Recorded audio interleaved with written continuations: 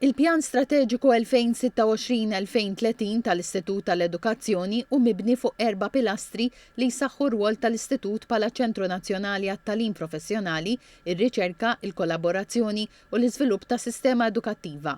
Il-pilastri jiffukaw fuq it-tisħiħ tal-kapaċità professjonali, aktar riċerka u innovazzjoni, l-espansjoni ta' sħubijiet u netwerks ta' kollaborazzjoni, tkabbir organizzattiv u governanza sostenibbli. Il-kap eżekuttiv tal-Istitut Joanne Grima qalet li dan il-pjan juri roadmap prattiku għall-azzjoni. Il-fokus huwa il-programmi li aħna għandna u noħolqu għal professjonisti kollha li jaħdmu fl-iskejjel, mela lura mhux edukaturi biss, mhux teachers biss, imma anke psikoloġi.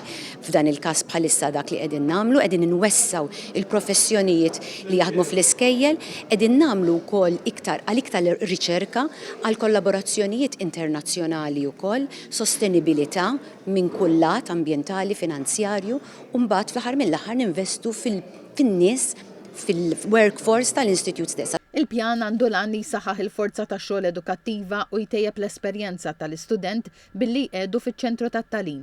Il-Ministru għall-Edukazzjoni Clifton Grima qal li dan il-pjan jgħin biex l-ambizzjoni edukattiva ta' Malta twassal għal riżultati konkreti u sostenibbli. Dan huwa istitut li matul is-snin għen ħafna edukaturi sabiex jtejbu dawk li huma il-ħiliet tagħhom ma' benefiċċju tal-edukaturi tagħna. U allura f'dinja li qiegħda tevolvi u tinbidel mod kontinu għandek aspetti varji li mingħajr dubju jaffettwaw anke l-perkors edukattiv ta' wliedna u importanti li dal-istitut ikun il-bażi solida li minna l-edukaturi jieħdu t-taħriġ neċessarju sabiex ikunu kapaċi jiffaċċjaw dawn ir-realtajiet. Il-Ministru Grima spjega li dan il-pjan jimxi mal-Istrateġija Nazzjonali għall-Edukazzjoni 2024-2030, il-Viżjoni Envision 2050 u kollaborazzjonijiet internazzjonali mal-OECD.